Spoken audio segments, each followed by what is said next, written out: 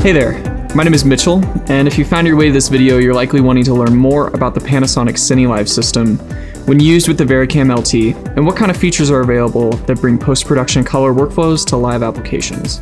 These cameras are incredible for people like me who love the functionality of a live broadcast camera, but the look, dynamic range, and benefits of a large sensor digital cinema camera, as it can be built out to be a hybrid of the two.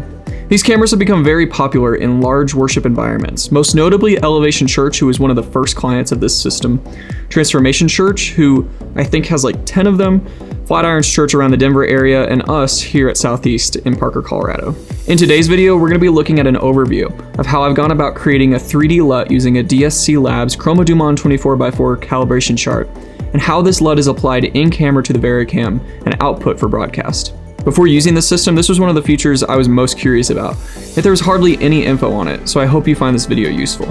Also, a quick note, over the next couple months I plan to release more videos like this in sort of a masterclass format on everything you need to know for CineLive, so stay tuned for that.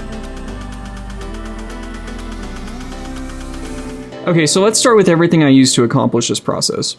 First is the VariCam LT itself and a lens. Second is the actual AKA HRP 1000, which are the RCPs I have in front of me. I have 5 of them. We'll also be using a DSC Labs ChromaDumon 24x4, sometimes called a 28R. That's because it has 28 pigments of color, 24 that are color and 4 that are skin tone, so 24x4 or 28.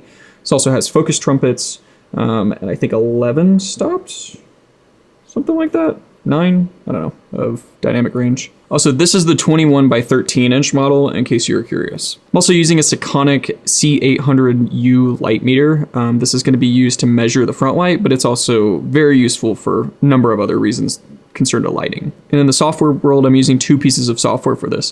One is Nobe Omniscope Pro. It's in front of the video control operator here.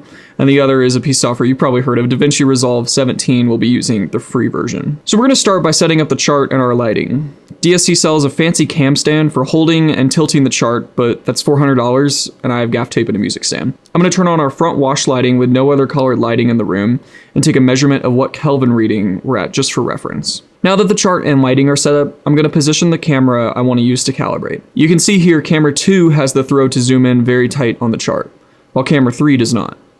When doing this kind of setup, this can be mitigated by putting the camera into cropped sensor mode. We can do this by going into the menu, System Settings, System Mode, and changing the main pixel to 1920 by 1080 crop. Now we are filling most of the frame with the chart. While we're in this menu system, I want to show you the color mode that we're working in. Back in System Settings, then Color Settings, you can see our main is Vlog, grading is set to shading, and SDI out 1, out 2, and Viewfinder SD out are set to baked in. This is the menu that will help you make proper adjustments if you plan to work in a workflow where you want one output to have the LUT applied for a final look, baked in, but you want another SDI to output Vlog for, say, sending to an external recorder to be edited and graded later, Vlog. The camera is capable of sending out both an ungraded and graded image for different uses and destinations. We will also be back in this menu later, as it's where we will load and apply our desired LUT from an SD card. So back here at Video Control, I wanted to show you a piece of very helpful documentation that details why we selected Vlog and shading as our color profile for the VariCam. So here we are on Panasonic's CineLive support page. And there's one document down here in the reference manual, and I'll link this in the video description as well, that this is the VariCam LT Ready for Live white paper.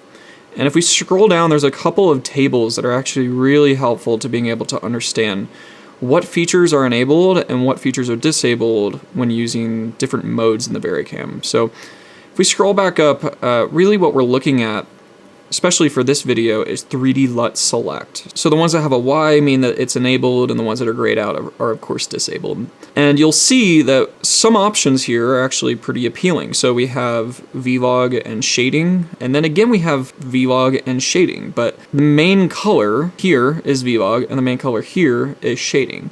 This Vlog is only the gamma select. It's not actually the whole color space of the camera. And so the mode that we've selected for our cameras is main color Vlog and shading as a selection for grading. And there is no gamma select because the only option is Vlog. Now you'll see if you're wanting to work in a HDR workflow, you can actually output an HLG gamma curve on top of the 3D LUT select. This would actually be happening before in the signal chain, but point still stands. Now, as we scroll down, you can see more options that are enabled and disabled. So scene 1 through 5 actually disables a lot of functionality for the user in terms of V709 not having access to chroma, none of them having access to the RB gamma or master gamma. But in all of these, most of the features that you need, including RGB pedestal and master pedestal and RGB gain, are available, as well as just general iris control and gain, or EI as these cameras reference it.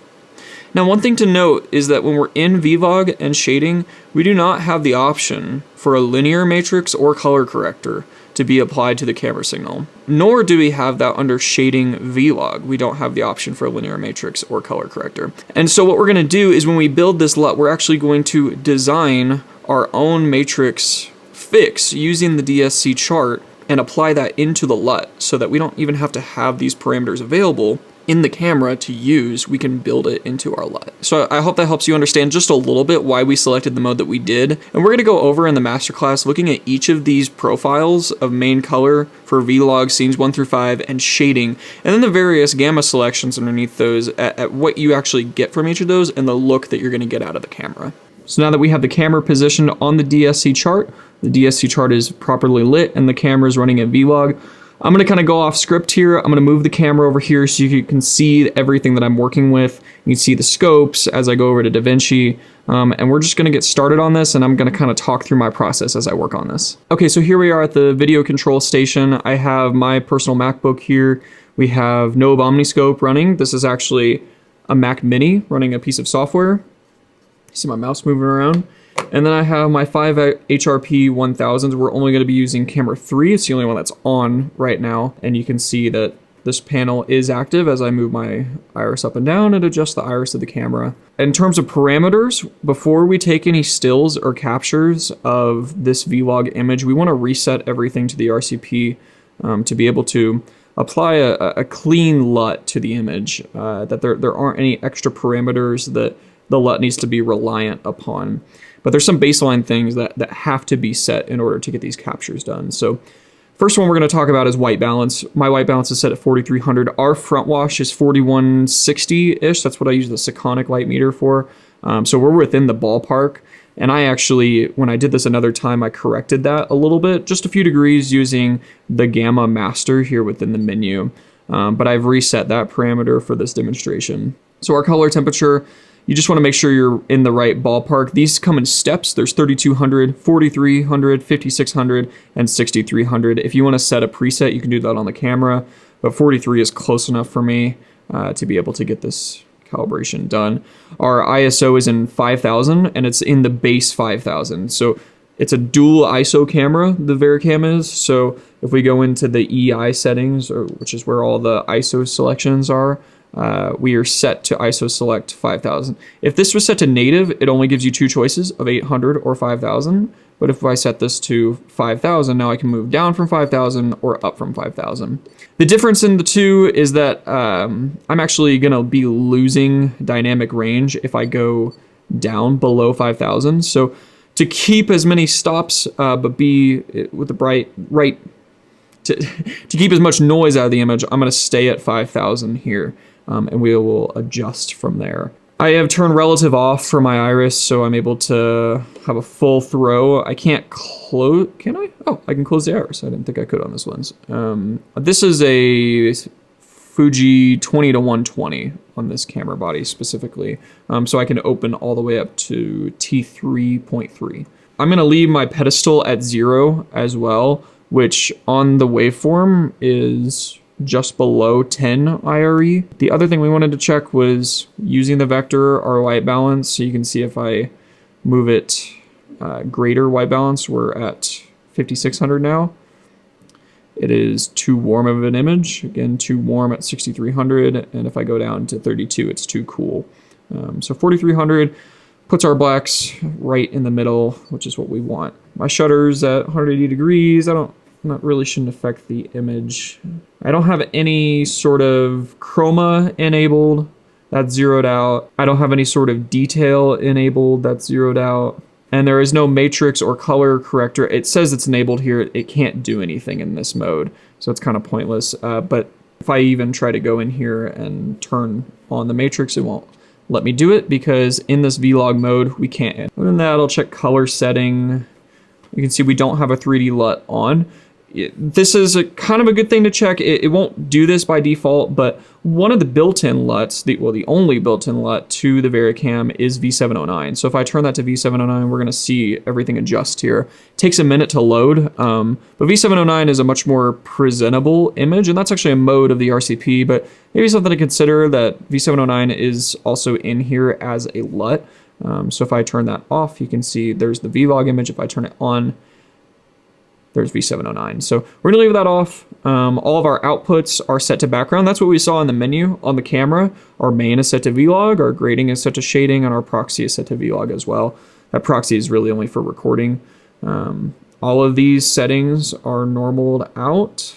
So I think we are good to go ahead and capture. So the way I'm gonna do that is here in Nobe Omniscope, I'm gonna hit tab on the keyboard to show all the menus.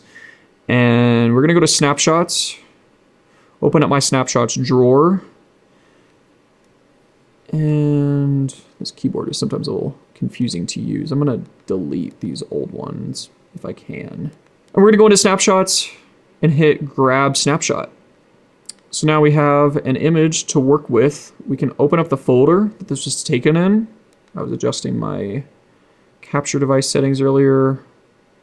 So here is our snapshot that we just grabbed of the DSC chart. This looks terrible, not gonna lie. This is a really not great looking image, but this is as baseline as we can get it. This is what we're gonna load into DaVinci to be able to make our corrections to. So to get it over to my computer, I'm gonna airdrop it.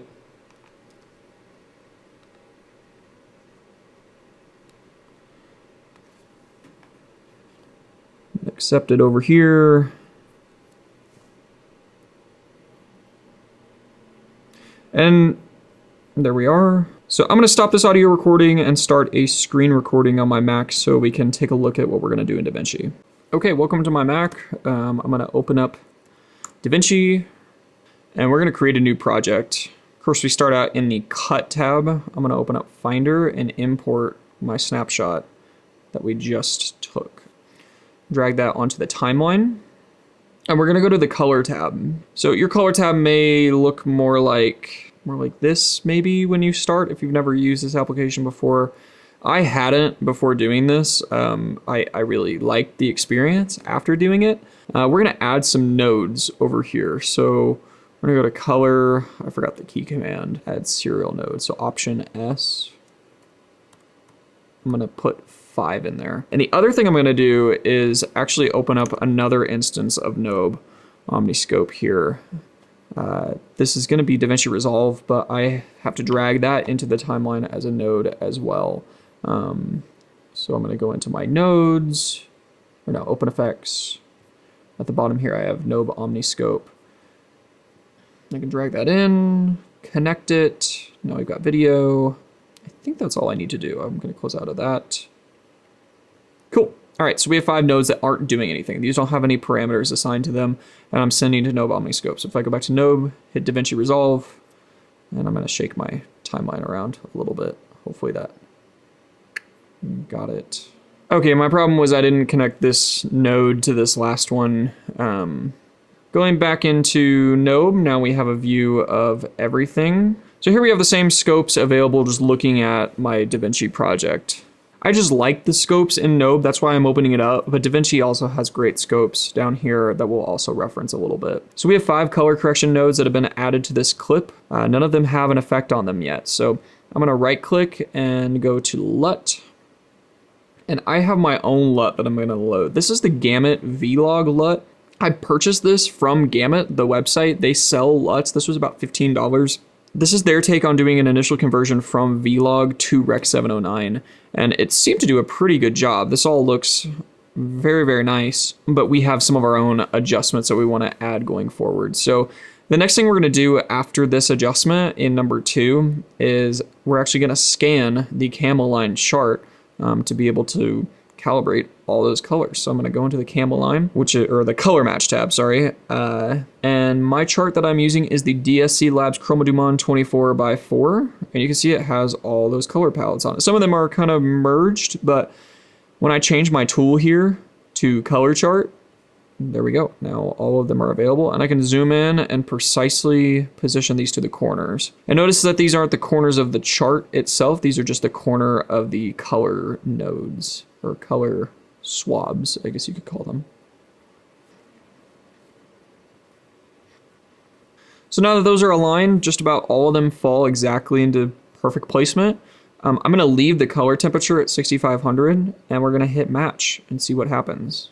And it did a great job. If I go into our scopes, we're getting a very nice representation of what this should look like. Am I scaled already? Yeah, I am. Maybe we can see this a little bit better in Nobe.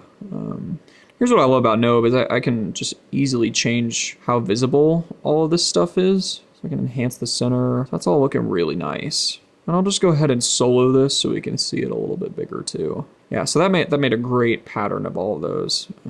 So back into DaVinci, we've now made 2 adjustments, and I can enable and disable these to be able to view what we've done so far. So I'm going to do Command D to disable, and you can see on our vector just the difference that that simple calibration tool made for us. It's pretty incredible. And then our initial Vlog to 709 conversion. So this next piece is something that Panasonic recommends you do for calibrating their cameras, and it's a little weird. I never heard of it, but it kind of makes sense, and I don't really know how much I can share this document, so I'm just going to show this one page that demonstrates this and actually perform it in DaVinci. So there's all these scenes that they have, and this is kind of what they recommend for their matrix calibration. I'm only going to show this page, but zoom in on what they're kind of doing and talking about. And why can't I scroll? There we go.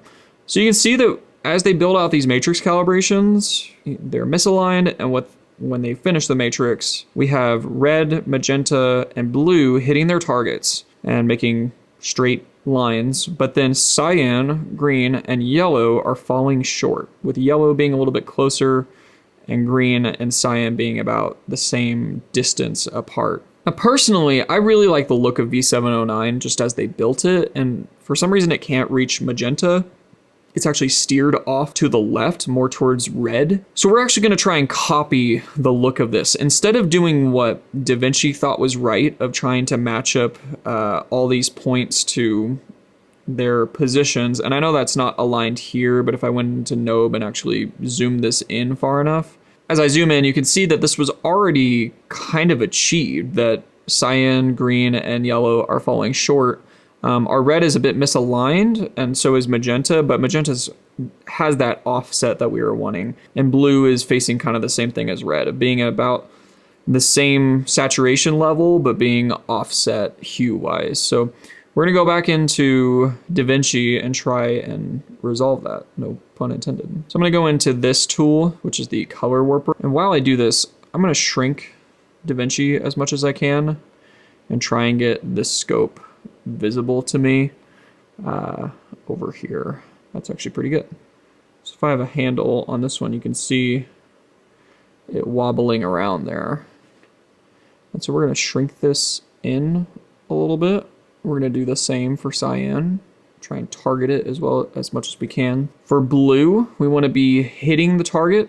For magenta, we want to be shooting off to the side of magenta, but basically hitting the target, maybe falling short just a little bit. And then for red, we want to be hitting the target. So that all looks pretty good. So now we have 3 adjustments. We have the alignment of this guy, this guy, this one.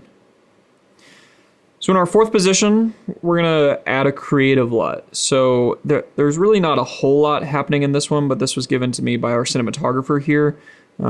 This is kind of our Sunday look that he wanted, so we're gonna apply that. Seems to just brighten the image a little bit. There's a little bit of work being done in the skin tones, but I can enable and disable that. So you can see that difference that's happening.